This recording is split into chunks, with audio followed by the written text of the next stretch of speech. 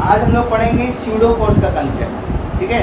आज हम लोग पढ़ेंगे स्यूडो फोर्स का कंसेप्ट ऑफ स्यूडो फोर्स। देखते जाना, है बहुत आसान, कुछ है नहीं इसमें।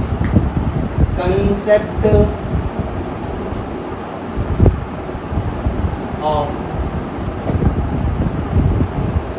स्यूडो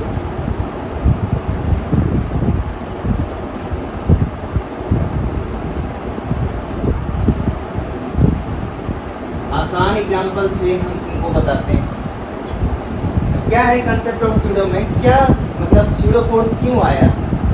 तो पहले हम बात करते हैं कि अपने पास जो न्यूटन्स लॉ है,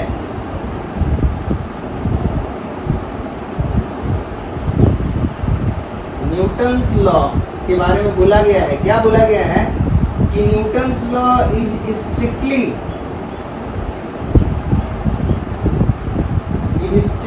valid in inertial or ground frame of reference। ये एक स्टेटमेंट हम दिए, स्यूडो फोर्स में हम आएंगे, डरना नहीं है, बस कर देखते जाओ। हम क्या बोले कि Newton's law is strictly valid in inertial या ग्राउंड फ्रेम ऑफ रेफरेंस। अब ये इनर्शियल या ग्राउंड फ्रेम ऑफ रेफरेंस क्या होता है वो अभी अब तुरंत पता चलेगा। तो हम कहना ये चाहते हैं कि न्यूटन्स लॉ जो हम लोग पढ़े हैं, first law, second law, third law, ठीक है, खासकर सेकेंड लॉ केवल किस में वैलिड है? इनर्शियल फ्रेम से ही वैलिड है, नॉन इनर्शियल फ्रेम में वैलिड नहीं है, ठीक है। लेकिन अब बात यह है कि अगर Newton's law non inertial frame में अगर वैलिड नहीं है, नॉन इनर्शियल फ्रेम में अगर वैलिड नहीं है तो उसको वैलिड कैसे बनाया जाए। तो उसके लिए सब लोग क्या सोचा, कुछ सोचा कि अगर हम नॉन इनर्शियल फ्रेम में वर्क करें, हम लोग इनर्शियल फ्रेम ऑफ रेफरेंस ना लेके अगर non inertial frame of reference लें तो हम कैसे यूज कर सकते हैं न्यूटन्स के सेकेंड लॉ को या न्यूटन्स के फर्स्ट लॉ को, कैसे यूज कर सकते हैं नॉन इनर्शियल फ्रेम में अगर हम वर्क करना चाहते हैं तो। और हम बता दें इतना पढ़ना सारा व्यर्थ हो गया। अगर तुमको सवाल आसानी से बनाना है और सवाल फास्ट बनाना है तो हमेशा नॉन इनर्शियल फ्रेम को यूज करना।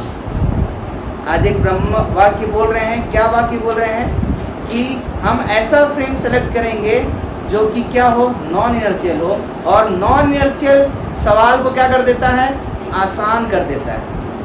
सवाल को क्या कर देता है, आसान कर देता है। और इनर्शियल फ्रेम यानी ग्राउंड फ्रेम क्या होता है, ग्राउंड फ्रेम तुमको एकदम एक्चुअल क्लैरिटी देता है कि what is happening in the system.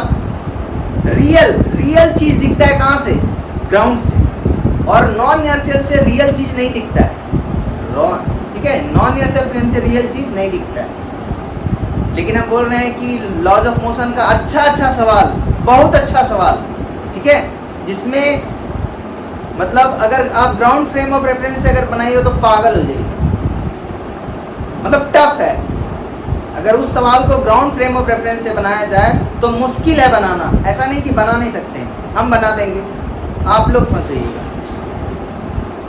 इसीलिए हम क्या बोल रहे हैं, अभी तक जो सीखा, अब हम तुमको ऐसा सवाल सब बताएंगे जिसमें कि हम किसका यूज़ करते हैं, नॉन इनर्शियल फ्रेम का यूज़ करते हैं। और जब भी नॉन इनर्शियल फ्रेम में वर्क करेंगे तो हमेशा स्यूडो फोर्स एग्जिस्ट करेगा। क्यों एग्जिस्ट करेगा? क्योंकि न्यूटन का नियम जो है वो केवल इनर्शियल फ्रेम में वैलिड है, नॉन इनर्शियल फ्रेम में वैलिड नहीं है। तो अगर हम न्यूटन्स के नियम को नॉन इनर्शियल फ्रेम में अगर यूज करना चाहते हैं तो एक एक्स्ट्रा फोर्स निकल के आता है, और उस एक्स्ट्रा फोर्स को हम लोग बोलते हैं कौन सा force, pseudo force. Pseudo force is also known as imaginary force. ये एक इमेजिनरी फोर्स है, एक इमेजिनेशन है, रियलिटी नहीं है, एक इमेजिनेशन है। समझ में आ रहा बात मेरा, क्या है, एक इमेजिनेशन है।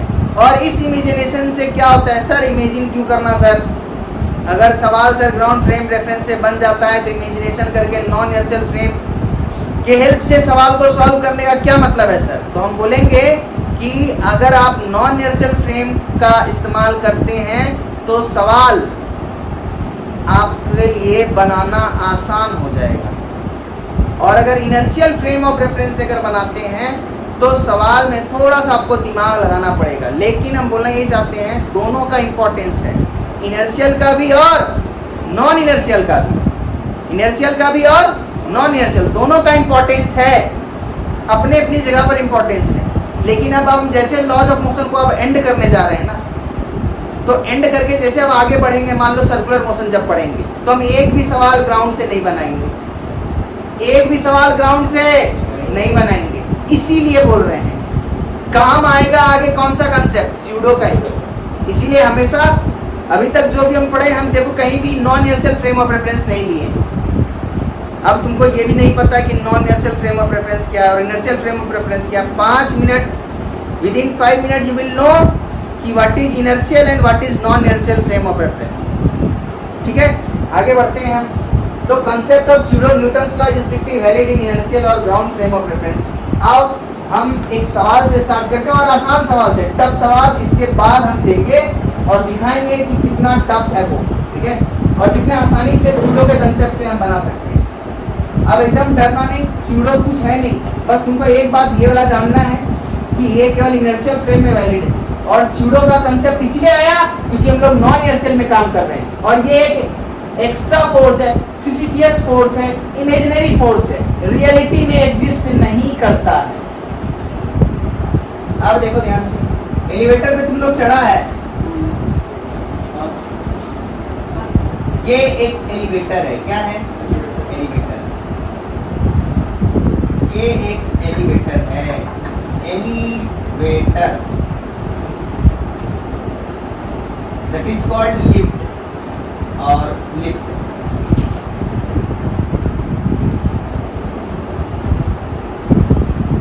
मान लो यहां पर इसके फ्लोर पे, मतलब एलिवेटर के फ्लोर पे एक मास रखा हुआ है m, एक m मास रखा हुआ फ्लोर पे, कहाँ रखा हुआ है, फ्लोर पे। बात समझ में आया? अब क्या है कि हम यहाँ पर हैं, हम सारा चीज यहाँ से ही बताएंगे, ध्यान से देखिए। ये क्या है, ये सर ग्राउंड है, ये क्या है, ग्राउंड है,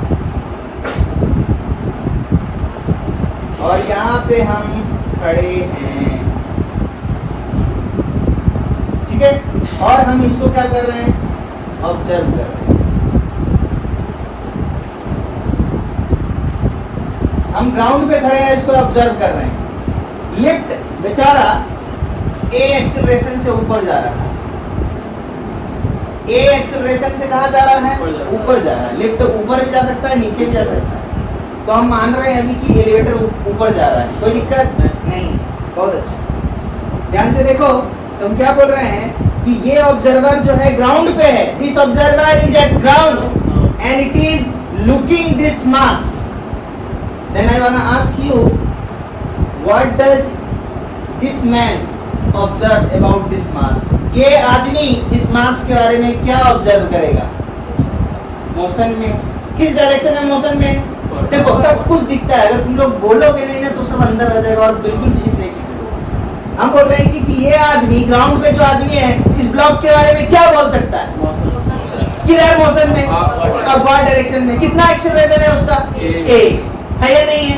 अच्छा, तो तुम ग्राउंड, अब तुम क्या किए, इस बॉडी का एपिटी बनाए, तुम ऑब्जर्व कर रहे थे इसीलिए तुम बॉडी का एपिटी बनाए, एम जी नीचे लग रहा है क्या, तुम ऑब्जर्व कर रहे हो कि ये मोशन में है, किधर, ऊपर बना दिया, ऊपर एक्सेलरेशन इसका ऊपर है, और इस पे एम जी नीचे लग रहा है, लग रहा है नहीं लग रहा है, लग रहा है, और नॉर्मल किधर लगेगा, ऊपर लगेगा, नॉर्मल ऊपर लगेगा। अब ध्यान से देखो, ऊपर एक्सेलरेशन है तो तुम ग्राउंड फ्रेम ऑफ रेफरेंस में काम कर रहे हो, और हम तुमको बोले न्यूटन का लॉ जो है केवल इनर्शियल या ग्राउंड फ्रेम ऑफ रेफरेंस में ही वैलिड होता है। इसी ग्राउंड फ्रेम ऑफ रेफरेंस को हम लोग क्या बोलते हैं, इनर्शियल फ्रेम ऑफ रेफरेंस, और inertial FOR frame of reference. FOR क्या है, फ्रेम ऑफ रेफरेंस है। बोलो बात समझ में आया, यहाँ तक कोई दिक्कत है क्या? अब हम कहाँ पर हैं, ग्राउंड पे हैं। अब फ्रेम ऑफ रेफरेंस क्या होता है ये समझ लेना बात। X axis Y axis 10th में बनाते हुए आया है, ऊपर पॉजिटिव होता है, नीचे निगेटिव होता है, लेफ्ट साइड निगेटिव होता है, राइट साइड पॉजिटिव होता है। एक और एक्सिस अगर ले लें जेड एक्सिस तो कोई दिक्कत नहीं है, तो हम क्या कर रहे हैं, एक्चुअली हम जब ग्राउंड से देख रहे हैं ना, तो इसका मतलब क्या है, इसका मतलब ये है, देखो ध्यान से, इसका मतलब क्या है, इसका मतलब ये है कि जब हम ग्राउंड से इसको ऑब्जर्व कर रहे थे, इसका मतलब ये है कि हम यहाँ पर एक y एक्सिस ऊपर मान लिए हैं, x एक्सिस इधर मान लिए हैं, और z एक्सिस तुम लोग की तरफ है, और z एक्सिस इधर मान लिए हैं, और ये उसका क्या है, ये क्या है, ओरिजिन है, ये क्या है, अब तुम बताओ हमको, ये ओरिजिन जो है ग्राउंड पे है, मतलब हम ये फ्रेम ऑफ रेफरेंस कहाँ पे ले लिए हैं, ग्राउंड पे ले लिए। अब बताओ इसका ओरिजिन रेस्ट में है या नहीं, लेकिन अर्थ तो अपने एक्सिस के अबाउट ओमेगा से घूमता रहता है, ओमेगा से क्या होता रहता है, अब सुनना ध्यान से, रोटेशन क्या हम लोग फील कर रहे हैं अभी, right now either we are feeling the rotation of the earth about its axis, no, because the omega is very small for the earth, angular velocity with which earth is revolving about its axis is very small, and that's why we assume the earth is at rest, we assume earth is at rest. So ये origin क्या है, ये origin क्या है, rest में है। तो हम क्या बोल रहे हैं, फ्रेम ऑफ रेफरेंस का मतलब क्या है, कुछ नहीं, X axis Y axis Z axis. ध्यान से सुनो, what is frame of reference, frame of reference means X axis Y axis and Z axis, means coordinate axis, simple, got it. And when its origin either at rest or uniform motion, or in uniform motion, then such frame of reference is said to be inertial frame of reference. Got it? Yes, sir. When the origin of frame of reference is either at rest or in uniform motion, such frame of reference or working frame is known as ground or inertial frame of reference. Am I clear? Yes, sir. No problem, आगे बढ़े, ठीक है, क्या बात समझ में आया। तो हम यहाँ पर ग्राउंड पे थे, और हम देखे कि एलिवेटर ऊपर जा रहा है, और हम देखे कि एलिवेटर के अंदर क्या एक ब्लॉक रखा हुआ है, ठीक है, और वो फ्लोर पे रखा हुआ है। तो हम उस ब्लॉक को ऑब्जर्व किए तो क्या पाए कि this block is moving up with an acceleration a, and if we try to draw the free body diagram of that block, then this normal reaction is provided by the floor of the elevator, and this is the direction of mg which is exerted by the earth, and its direction is toward the center of earth. Yes or no? Yes, sir. And we are looking here, the acceleration is upward, it means normal is greater than mg. Yes or no? Yes, sir. Normal is greater than mg, and this mass is accelerated up. That's why we will apply Newton's second law, F net बराबर ma. F net is always applied in a direction, so that's why we will apply Newton's second law in y direction, because our working frame is this, and this mass is accelerated along y direction. Yes or no? Yes, sir. So we will write Newton's second law in y direction. Got it? So F net, what is say F net? F net बराबर क्या होता है, F net ये जो होता है, ये क्या होता है, एक्सटर्नल होता है। ये क्या होता है, एक्सटर्नल होता है। हम पूरे फिजिक्स में बार बार इस बात पे जोर दे रहे हैं कि F बराबर m में F क्या होता है, sir F net external force होता है। और किधर होता है, सर वो किधर भी हो सकता है। अभी इस केस में किधर है, सर y डायरेक्शन में। F नेट का डायरेक्शन क्या है, y है। F नेट बराबर मास इनटू एक्सेलरेशन। ये जब फॉर्मूला हम यूज करते हैं तो हमेशा एक प्रॉपर डायरेक्शन में फॉलो करते हैं। या तो हम y में लगा सकते हैं, या तो x में लगा सकते हैं, या तो z में लगा सकते हैं, और तीनों में अगर है तो तीनों में लगा सकते हैं। अगर तीनों डायरेक्शन में एक्सेलरेशन है तो तीनों डायरेक्शन में लिखेंगे F बराबर ma, F बराबर ma, F बराबर ma। क्या क्लियर है मेरा बात, क्या क्लियर है मेरा बात, F बराबर ma। चलो ध्यान से चले आओ। तो what is F net in y direction, तुम बोल, what is the value of F net in this case in y direction? What is the value of F net? घर में पढ़ो, आइदर बहुत मुश्किल हो जाएगा। और बता रहे हैं इतना शिद्दत से हम पढ़ा रहे हैं ना, इतना शिद्दत से, इतना क्लैरिटी के साथ कि इसमें 1% डाउट नहीं होना चाहिए। शंका मत करना, हम यही बोल रहे हैं। मेरे पास अगर पढ़ रहे हो एकदम गांठ बांध के लिख लो, अगर कुछ कमी आ रहा है तो तुम्हारे तरफ से कमी आ रहा है। What is the value of F net? n plus a. What is the value of F net? ma. Okay okay m a और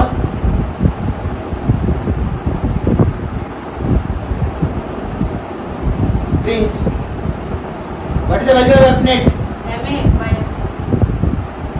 कुछ से कुछ Rohit Aditi what is the value of F net? Good good good n minus mg very good n minus mg is equal to ma भाई net acceleration किधर है? यानी ऊपर वाला फोर्स ज्यादा है नीचे वाला फोर्स कम है ऊपर फोर्स कितना ज्यादा है n minus mg वही तो नेट फोर्स है किधर ऊपर के डायरेक्शन में तो जो ma बोला था उसका आंसर सही था but ma is also equal to n minus mg this ma is provided by net external force acting along y direction and in this case y direction is up so this is n minus mg is equal to ma बात समझ में आया so from here you will get the value of n you will get n बराबर mg plus a यानी normal reaction क्या हो गया अब ध्यान से समझना अगर ये ब्लॉक एलिवेटर में ना होता सिंपल ग्राउंड पे होता तो n का वैल्यू mg होता अगर सिंपल ग्राउंड पे रखा होता तो n का वैल्यू क्या होता है mg होता है यानी कहने का मतलब यहाँ से क्या पता चल रहा है यहाँ से पता चल रहा है कि अगर उस ब्लॉक को जिस ब्लॉक को हम ग्राउंड पे अगर रखेंगे सपोज करो कि ये ब्लॉक है इसको हम ग्राउंड पे रखें और यहाँ पर अगर दूसरा पूछे what is the value of n mg लेकिन इसी को जब एलिवेटर में रख दिए तो यही मास क्या हो गया ऊपर का डायरेक्शन एक्सीलरेट हो गया तो नॉर्मल रिएक्शन क्या हो गया नॉर्मल रिएक्शन क्या हो गया बढ़ गया भाई n इज इक्वल टू पहले था mg और अब हो गया m bracket start g plus a yes और नो तो नॉर्मल रिएक्शन बढ़ गया यानी तुम जैसे जैसे एलिवेटर में जैसे चढ़ोगे और जैसे ऊपर जाओगे तो तुम्हारा नॉर्मल रिएक्शन क्या हो जाएगा बढ़ जाएगा अब एक बात और यहाँ ऐड करेंगे वेइंग मशीन पे क्या कभी वेट अपना मेजर किए हो स्टेशन पे लगा हुआ रहता है या फिर एक मशीन आता है जिसपे हम लोग अपना पैर रख के खड़े हो जाते हैं और हम लोग क्या करते हैं अपना वेट मेजर करते हैं अब हम जो बोल रहे हैं वो बहुत इंपॉर्टेंट है और तुम लोग यूज भी करता है और चूंकि साइंस का स्टूडेंट है इसीलिए ये बात समझना भी चाहिए और इसको यूज भी करना चाहिए हम क्या बोल रहे हैं एक स्टेटमेंट दे रहे हैं about weighing machine whatever be the different types of weighing machine available in the market whenever we used to measure the weight when we used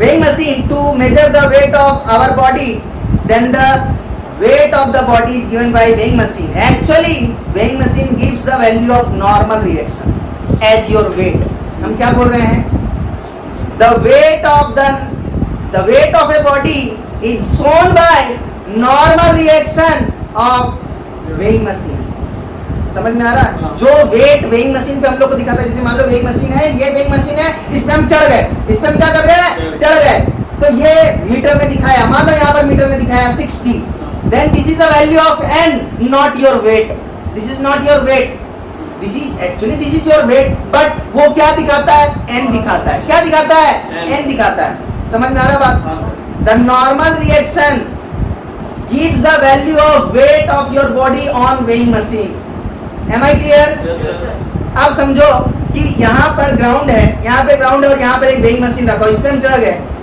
तो मेरा वेट दिखा देगा n बराबर mg n तो mg के बराबर है हम रुके हुए हैं वेइंग मशीन पे चढ़े तो n बराबर mg है तो वो एक्चुअली n का वैल्यू दिखाता है तो n जो है mg के बराबर है इसलिए मेरा वेट आ जाता है अब सोचो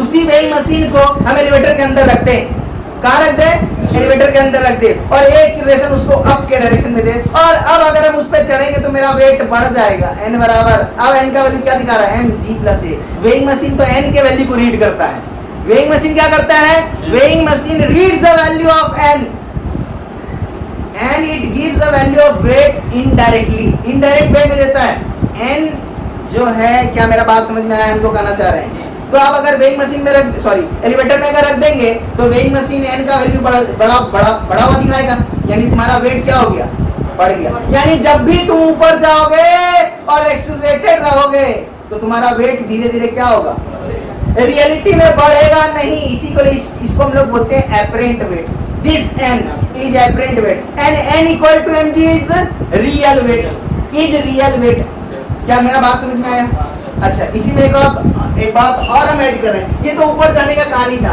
तो ऊपर जाने की कहानी में नॉर्मल रिएक्शन बढ़ता है तो हम उल्टा सोच के बोलो नीचे जाएंगे तो इनका वैल्यू घटेगा, यानी हो जाएगा n equal to m bracket start g minus a।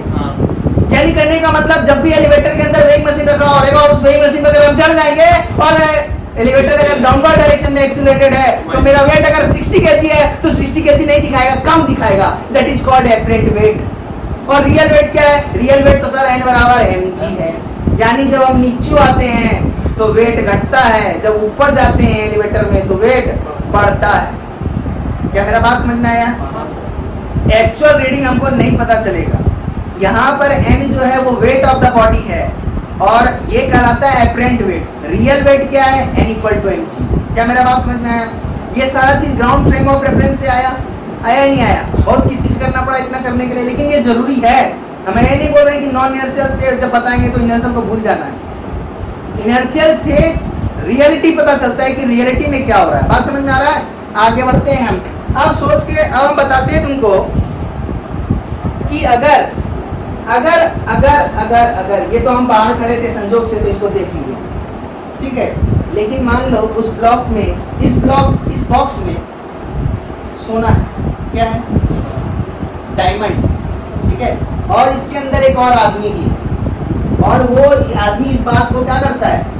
जानता है कि ये जो बॉक्स रखा है इसके अंदर क्या है? डायमंड, और ये चाहेगा कि हम डायमंड ले लें, चाह रहा है ऐसा, तो ये उसको ऑब्जर्व करेगा, है ना? अब ध्यान से देखो, आदमी जहां खड़ा है क्या वो एक्सेलरेटेड है? फिर से बोल रहे हैं, आदमी जहां खड़ा है, येलो वाला आदमी, अब येलो वाला आदमी पे ध्यान देना है, व्हाइट वाला आदमी देख लिया था, क्या येलो वाला आदमी एक्सेलरेटेड है? हाँ भाई, ऊपर एलिवेटर जा रहा आदमी नीचे रहेगा क्या? आदमी भी, हाँ बोल। एलिवेटर में हम सोचे कि नहीं हो, बाहर है, एलिवेटर के अंदर बनाए भाई, एलिवेटर के अंदर एक्सेलरेटेड, हाँ अंदर है भाई, तो बाहर है, बाहर यहाँ तक ऐसे बनाते हैं, देख बाहर यहाँ ऐसे बनाते हैं, अंदर ही है, एक्सेलरेटेड है। अब ये अगर इसको ऑब्जर्व करेगा तो ये अपना फ्रेम ऑफ रेफरेंस लेगा और आदमी जहाँ रहता है वहीं फ्रेम ऑफ रेफरेंस रहता है। आदमी यहाँ था इसलिए फ्रेम ऑफ रेफरेंस यहाँ बना के दिखाया, आदमी यहाँ पर है तो फ्रेम ऑफ रेफरेंस हम अंदर में ही बनाएंगे, बना ले। इसका ओरिजिन ओ लिख देते हैं, ओ केवल, इसका ओरिजिन एक्सेलरेटेड है या नहीं है? तो जब किसी फ्रेम ऑफ रेफरेंस का ओरिजिन एक्सेलरेटेड हो तो ऐसे फ्रेम ऑफ रेफरेंस को non inertial frame of reference बोलते हैं। तो इसका ओरिजिन क्या है? आइदर एक्सेलरेटेड होना चाहिए, आइदर एक्सीलरेटेड होना चाहिए, एक्सीलरेटेड होना चाहिए, या इन रोटेटरी फ्रेम में होना चाहिए, इन रोटेटरी फ्रेम में होना चाहिए। ये रोटेटरी फ्रेम का मतलब क्या है सर? अरे अगर मान लो तुम पंखा पे बैठ गया, कहाँ बैठ गया? और पंखा से हमको देख रहा है, मान लो कि हम मोशन कर रहे हैं, तुम पंखा पे बैठ गया, पंखा घूम रहा है, तो ये रोटेटरी फ्रेम हो गया। यानी अगर तुम किसी रोटेटरी फ्रेम में अपना फ्रेम ऑफ रेफरेंस ले लोगे तो उसका ओरिजिन, मतलब अगर ले लोगे तो ऐसे फ्रेम को क्या बोलेंगे? Non inertial. या अगर कोई एक्सीलरेटेड है, अगर कोई एक्सीलरेटेड है तो उसमें अगर हम फ्रेम ऑफ रेफरेंस सेलेक्ट कर लेंगे तो वो क्या हो जाएगा? नॉन इनर्शियल हो जाएगा। और एक्सीलरेशन का मतलब क्या होता है? What is the meaning of acceleration? What is the meaning of acceleration? Moving with particular speed, that is called uniform motion. Go ahead, यहाँ तक सही था। What is the meaning of acceleration? Acceleration means velocity by time. मतलब acceleration means rate of change of velocity with respect to, जब भी velocity समय के साथ परिवर्तन करे तो उसको हम लोग क्या कहते हैं? त्वरण कहते हैं हिंदी में। एक्सेलरेशन को हिंदी में त्वरण कहा जाता है। एक्सेलरेशन का मतलब समझ में आया? Acceleration means velocity changing with respect to time, either increasing और decreasing, no problem, it is acceleration. But if velocity increases with time, it is said to be acceleration. When velocity decreases with time, it is said to be deceleration और retardation, but it is also acceleration. ये acceleration है। क्या मेरा बात समझ में आया? Acceleration का बात समझ में आया? What is the meaning of acceleration? Acceleration means velocity is changing with respect to time. Acceleration is changing with respect to time. अब मेरा बात का जवाब देना। फैन ऑफ करो, इधर वाला दोनों ऑफ कर दो, दोनों ऑफ करो। वेलोसिटी चेंज हो रहा है इसका, वेलोसिटी चेंज हो रहा है इसका, नहीं हो रहा, साला चेंज हो रहा तो रुक गया कैसे? इसका मतलब ये कैसा है? एक्सेलरेटेड है। साइकिल तुम जो चलाते हो वो एक्सेलरेटेड रहता है या नहीं रहता है? सोच के बोलना, एकदम डरो मत। हम एक्सेलरेशन का मतलब क्या बोले? या तो वेलोसिटी बढ़ेगा या तो घटेगा विद रिस्पेक्ट टू टाइम। अब तुम बताओ, साइकिल जब चलाता है तो तुम्हारा वेलोसिटी कभी घटता है, कभी बढ़ता है? तो क्या तुम एक्सेलरेटेड हो? वही चीज पूछ रहे हैं। तुम मोटरसाइकिल चला रहे हो, क्या तुम एक्सेलरेटेड हो? यस, क्योंकि तुम कांस्टेंट स्पीड से, कांस्टेंट वेलोसिटी से मोटरसाइकिल नहीं चलाते हो। ट्रेन क्या एक्सेलरेटेड होता है? हाँ, क्योंकि वेलोसिटी हर समय कांस्टेंट, वेलोसिटी हमेशा समय के साथ बदलता रहता है। क्या एक्सेलरेशन सब समझ में आया? ऑन कर दो। अब ध्यान से देखना, फैन एक्सेलरेटेड है या नहीं? ध्यान से देख, वेलोसिटी धीरे धीरे बढ़ रहा है, बढ़ रहा है, बढ़ रहा है, बढ़ रहा है, जिसको बोलेंगे एक्सेलरेशन। और जब ऑफ किए थे तो वेलोसिटी क्या हो रहा था? घट रहा था, घट रहा था। इसका मतलब वो क्या है? रिटार्डेशन। क्या मेरा बात समझ में है? अरे बताओ, हमको एक्सेलरेशन अब तुमको नहीं पढ़ाए, लेकिन अब तुमसे पूछना चाहते हैं, वेलोसिटी तो समझते हो ना? जब वेलोसिटी कांस्टेंट रहे तो उसको बोला जाता है यूनिफॉर्म मोशन। वर्ड पे जाओ, यूनिफॉर्म मोशन मतलब एक समान गति। और एक समान गति कब होगा? जब स्पीड सेम होगा हर समय। जैसे मान लो कि तुम्हारा क्या है, तुम्हारे मतलब मान लो अभी तुम साइकिल चलाते हो, ठीक है? तुम्हारे पिताजी देखे, अरे बाप रे बाप, मेरा बच्चा जो है बड़ा मेहनत करके साइकिल चला के जाता है, इसको स्कूटी दिला देते हैं। और तुमको आदत है साइकिल भी 10 के स्पीड में चलाने का, तो स्कूटी दिला दी तुम्हारे पिताजी तुमको, फिर भी तुम स्पीड क्या चला रहे हो? गुड़ गुड़ गुड़ गुड़ गुड़ गुड़ 10 ही चला रहे हो, ठीक है? फिर बोले नहीं, इससे काम नहीं चलेगा, इसको रॉयल इनफील्ड दिला देते हैं, तब लगता है स्पीड चलाएगा ही। तो बुलेट में रॉयल इनफील्ड जो है एकदम हाई क्लास वाला है, ठीक है, एकदम टॉप मॉडल वाला, वो दिला दिए 3.5 लाख वाला, ठीक है, 3.5 लाख वाला दिला दिए। लेकिन प्रिंस तो प्रिंस ही है, बस नाम का ही प्रिंस है। जैसे पिताजी दिलाए, मारा स्टार्ट और फिर से 10 गुड़ गुड़ गुड़ गुड़ गुड़ गुड़। तो इसका आदत है हमेशा एक ही वेलोसिटी में चलने का, तो वैसे को हम लोग बोलते हैं यूनिफॉर्म मोशन। और जब वेलोसिटी समय के साथ बदले, किसके साथ बदले? समय के साथ, पोजीशन के साथ नहीं, समय के साथ जब बदलता है वेलोसिटी तो उसको हम लोग बोलते हैं एक्सेलरेशन। क्या मेरा बात समझ में आया? एक्सेलरेशन शब्द समझ में आया? हम क्या बोल रहे हैं? क्या नॉन इनर्शियल फ्रेम समझ में आया? तुम जहां भी बैठ के देखोगे, तुम क्या किए? हम यहाँ पर जो आदमी बनाए, एक्चुअली तुम समझो कि तुम हो ये। तुम यहाँ चढ़ गए तो तुम इसको ऑब्जर्व करो, तो तुम यहाँ एक एक्सिस लिया, इसका ओरिजिन एक्सेलरेटेड है कि नहीं है? या रोटेटरी फ्रेम में अगर होगा तो एक्सेलरेटेड, रोटेटरी फ्रेम भी एक्सेलरेटेड ही होता है, इसीलिए लिखे हैं। क्या रोटेटरी अभी जब एक बार फुल स्पीड में आ गया, क्या अब स्पीड चेंज हो रहा है? अब एक्सेलरेटेड है? क्या अभी एक्सेलरेटेड है? क्यों? क्योंकि तुम लोग आईसीसी बोर्ड का स्टूडेंट है, और सारा कोई एक छोड़ के हमको लगता है सारे बच्चे आईसीसी बोर्ड के स्टूडेंट हैं। तो तुम लोग सर्कुलर मोशन इतना तो कम से कम जरूर याद होगा कि सर्कुलर मोशन में वेलोसिटी का डायरेक्शन हमेशा टेंजेंशियल टू द पाथ होता है। और हम तुमको पढ़ाई थी अभी, जिसमें हम बोले थे कि वेलोसिटी का डायरेक्शन हमेशा पाथ पे क्या होता है? टेंजेंशियल होता है। याद है? बोले थे कि पाथ पे वेलोसिटी का डायरेक्शन हमेशा क्या होता है?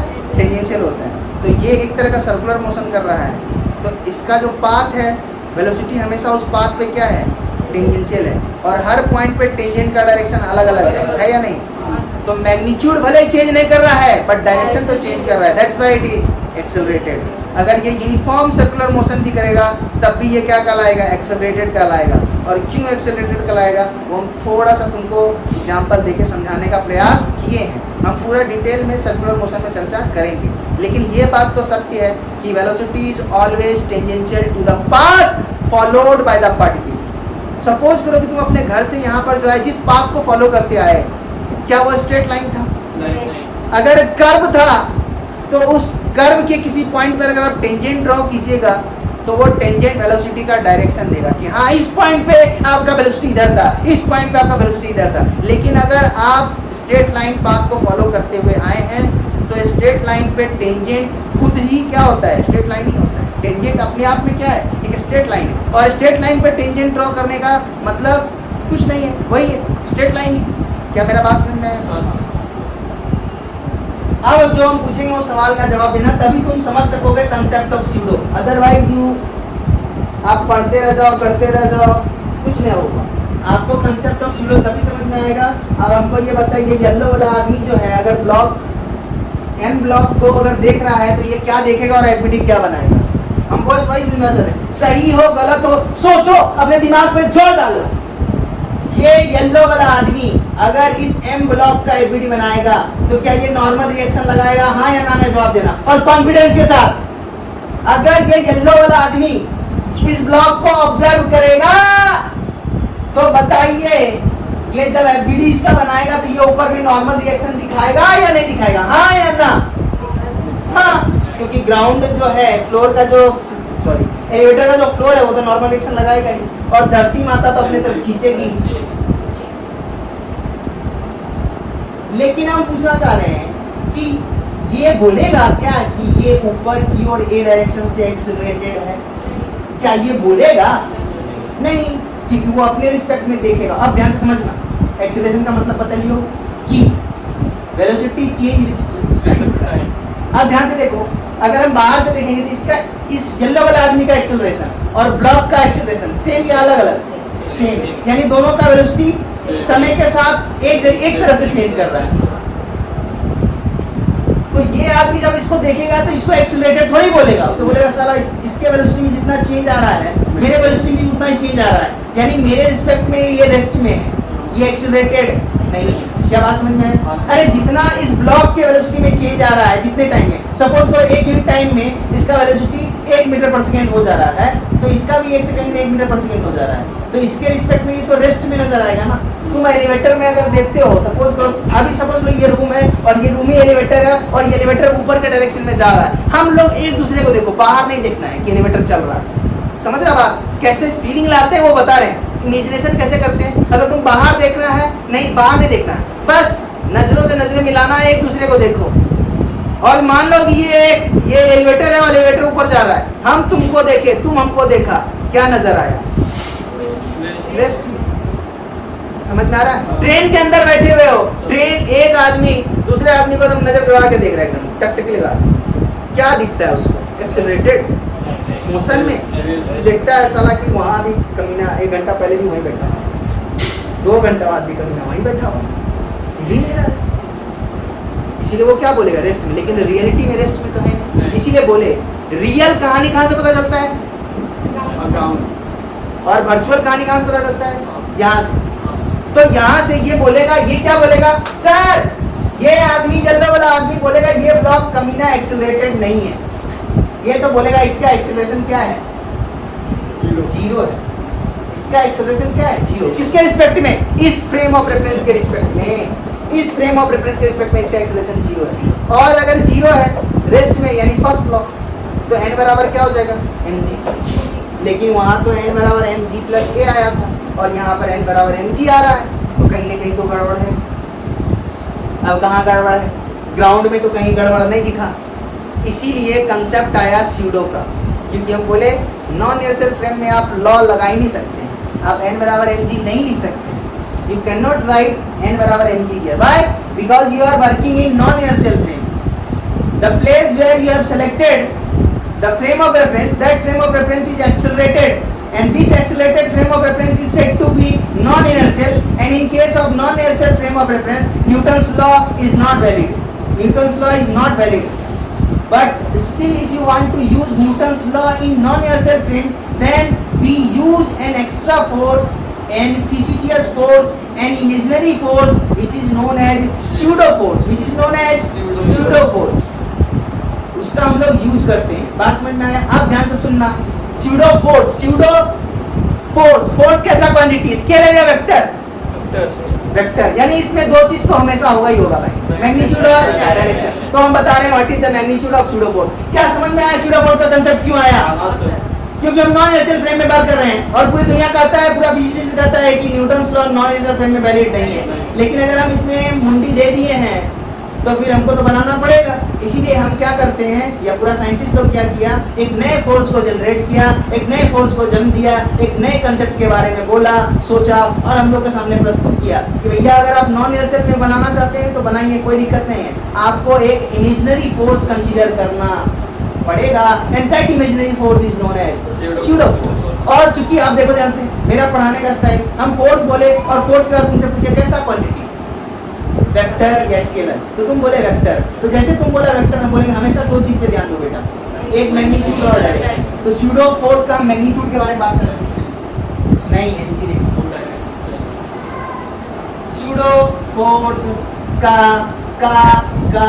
मैग्नीट्यूड इज इक्वल टू होता है किस मास को ऑब्जर्व कर रहे थे हम। एकदम जवाब तो देखना 100% समझ में आएगा, आप ही नहीं आएगा। अब बताओ किस मास को ऑब्जर्व कर रहे थे, एम। अब ध्यान से समझना, ये एम किसके अंदर था, एलिवेटर एक सिस्टम है, एलिवेटर और मास को हम सिस्टम मान सकते हैं क्योंकि एलिवेटर अगर ऊपर जाएगा तो मास भी ऊपर जाएगा। तो हम ध्यान से देखो क्या बोल रहे हैं, स्यूडो फोर्स हम किसका आईपीडी बनाए हैं, ब्लॉक का, यानी हम किसको ऑब्जर्व कर रहे हैं, ब्लॉक को। तो हम क्या बोल रहे हैं, स्यूडो फोर्स इक्वल टू होता है मास इनटू, लेकिन सर मास किसका है, एलिवेटर का। नहीं बेटा, आप जिसको ऑब्जर्व कर रहे हैं, आप यहाँ पीला वाला आदमी है, आप किसको देख रहे हैं। अगर आप एलिवेटर को देख रहे हैं तो पागल है, क्यों, क्योंकि डायमंड तो बॉक्स में है रे बुढ़वा, डायमंड तो बॉक्स में है, तो बॉक्स को देखना है। किसको देख रहे हैं, बॉक्स को। तो स्यूडो फोर्स का मैग्नीट्यूड क्या होता है, मास। क्या होता है, मास इनटू एक्सीलरेशन। एक्सीलरेशन किसका, अरे एक्सीलरेशन किसका, एक्सीलरेशन किसका, ब्लॉक का नहीं। इनको एक्सीलरेशन ब्लॉक का दिख रहा है क्या, यहाँ सिस्टम का। यहाँ पर एलिवेटर सिस्टम है, लेकिन हम बोलेंगे एक्सीलरेशन किसका, सिस्टम का, एक्सीलरेशन सिस्टम। और मास किसका, under observance, under observance.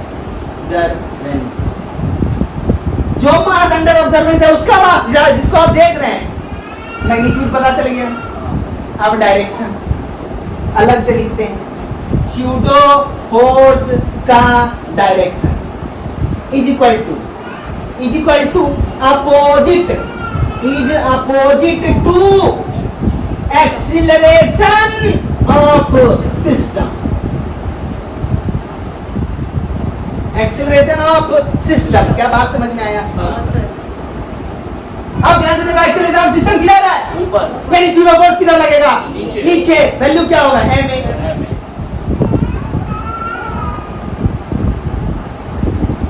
This is pseudo force.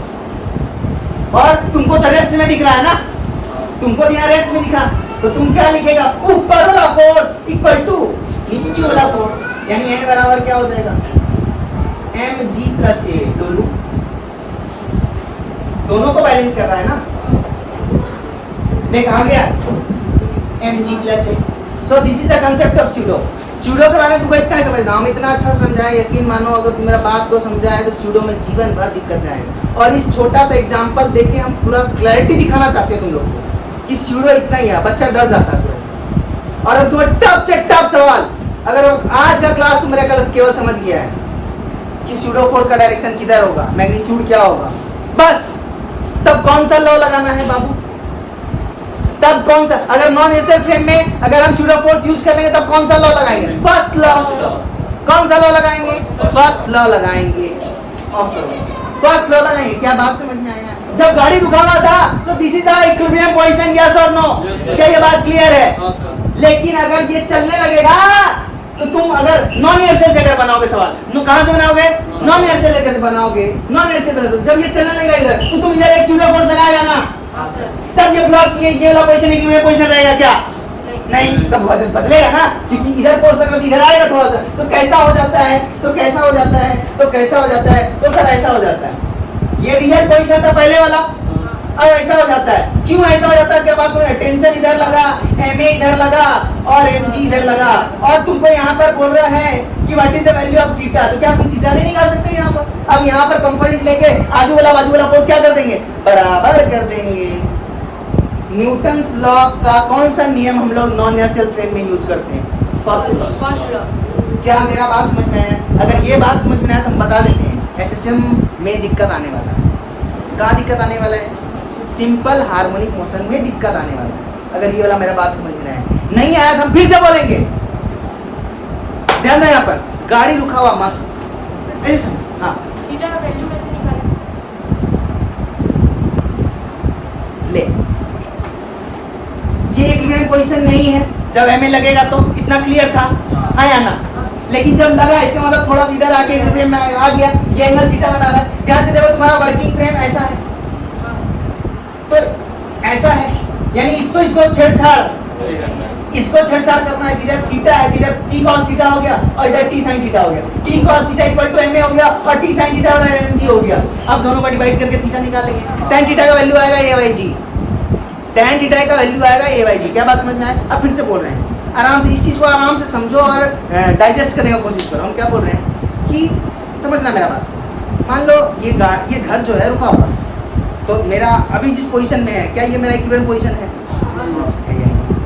और तुम वैसे सोचना है, अब तुमको सवाल जो है, जब भी एक्सेलरेशन किया हो रहा है किसी सिस्टम का, जैसे मान लो कोई गाड़ी है, उसके अंदर कोई ब्लॉक रख दिया है, कोई टेंशन रख दिया, कुछ भी रख दिया है, और तुमको बोला ऑब्जर्व करने, तो तुमको कहाँ से सवाल बनाने की कोशिश करना है?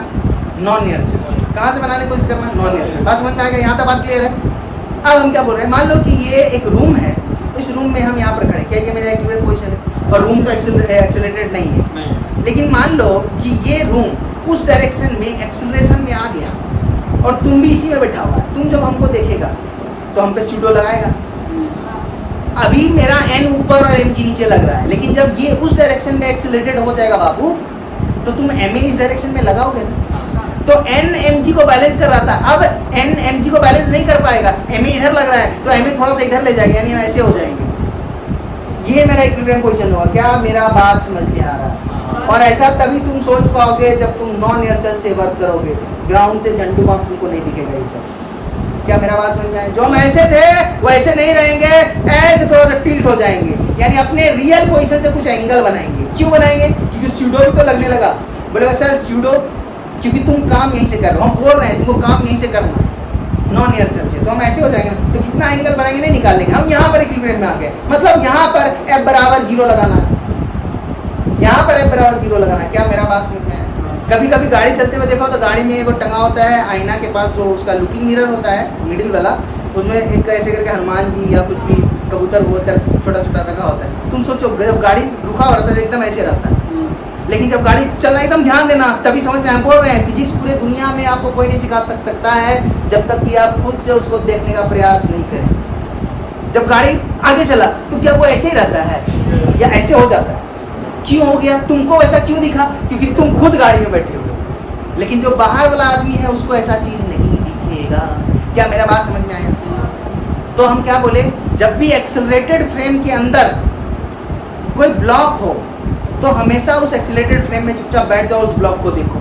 फिर से सुनो मेरा बात, जब भी कोई सिस्टम एक्सेलरेटेड हो और उस एक्सेलरेटेड सिस्टम के अंदर कोई भी बॉडी सिस्टम ब्लॉक ठीक है, मास अगर रखा हुआ और तुम उसको ऑब्जर्व कर रहे हो, तो हमेशा उसी फ्रेम से ऑब्जर्व करो। और किस कंसेप्ट का यूज करो? स्यूडो का कंसेप्ट। और कौन सा लॉ लगाओ? स्यूडो अगर यूज करना चाहते हो तो न्यूटन का सेकंड लॉ नहीं लगाना है। कौन सा लॉ लगाना है? First law. क्या मेरा बात समझ में आया? आया नहीं आया? इति समाप्तम भक्ति, दिस इज एनएलएम। अब हम डेली देखो